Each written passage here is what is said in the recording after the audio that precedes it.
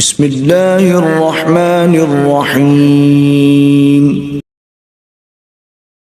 ثم أنتم هؤلاء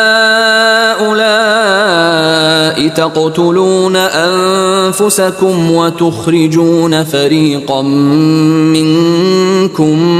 من ديارهم تظاهرون عليهم بالإثم والعدوان وإن يأتوكم أسارى تفادوهم وهو محرم عليكم إخراجهم أفتؤمنون ببعض الكتاب وتكفرون ببعض فما جزاء من يفعل ذلك منكم إلا خزي في الحياة الدنيا ويوم القيامة يردون إلى